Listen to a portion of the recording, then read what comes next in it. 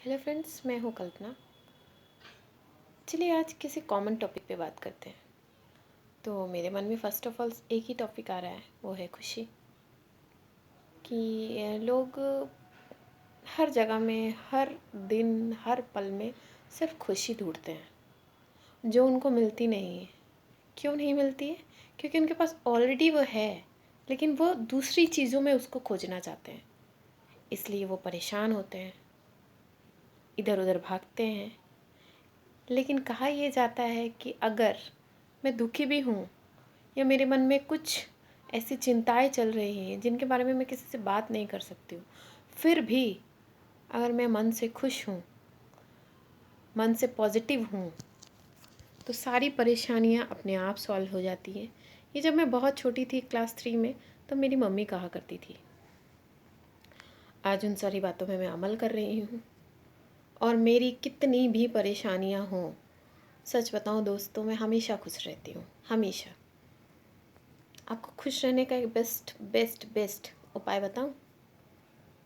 आपका जो favourite song हो, जो भी, आप बस ज़रा सा उसको गुनगुनाइए।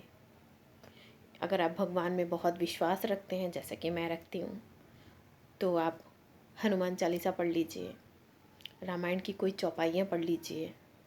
आपके मन में खुशी ऑटोमेटिक आ जाएगी। रही बात, अगर आपको इन सब चीज़ों में इंटरेस्ट नहीं है, आपको मेकअप में इंटरेस्ट है, तो आप मेकअप करिए। आपको अच्छे से सजने में, बाहर जाने में, घूमने में, घूमना मीन्स शॉपिंग में नहीं कह रही हूँ, मैं ये कह रही हूँ कि आप थोड़ा सा घूम के आइए अपने बच्चों के साथ, अपने रिलेटिव के साथ, थोड़ा बाहर टाइम बिता के आइए। देखिए आपका मन ज़रूर शांत होगा।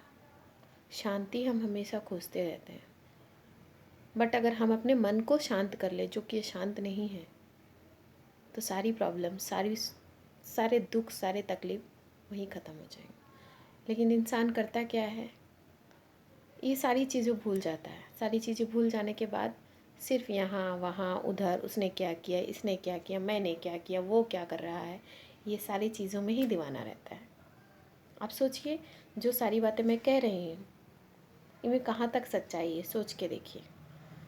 और एक खुश रहने के एक दूसरी टिप्स ये बताऊँ,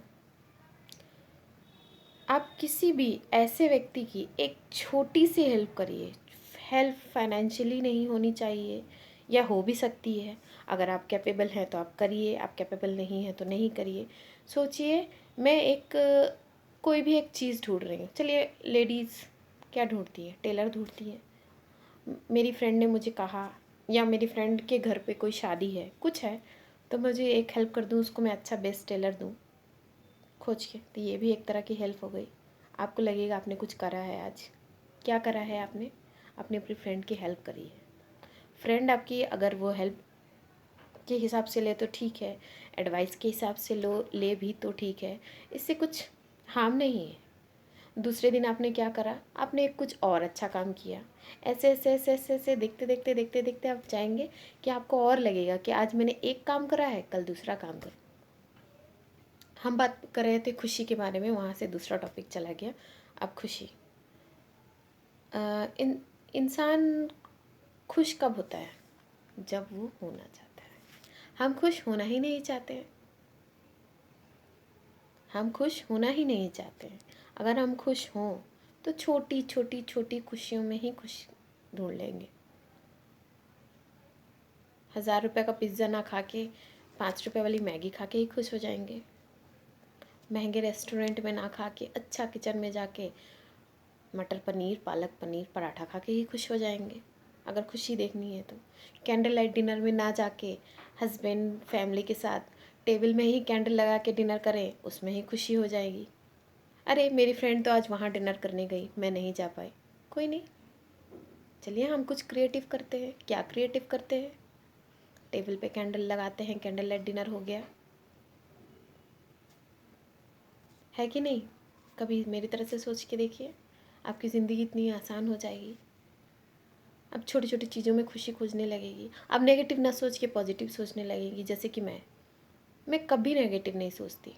मैं सिर्फ ये कह रही हूँ, आपको सिखा रही हूँ, ऐसा कुछ नहीं है। सच में मैं नेगेटिव नहीं सोचती दोस्तों, ये मेरी अच्छाई बोलिए, बुराई बोलिए, कुछ भी कह सकते हैं। चलिए आपको एक स्टोरी सुनाती हूँ। एक राजा थे, उनके पास बड़ी विरासत, बड़ा पैसा, सब कुछ था, उनके पास एक चीज़ नहीं थी, नींद। अच्छी नींद जो होती है वो उनके पास नहीं थी।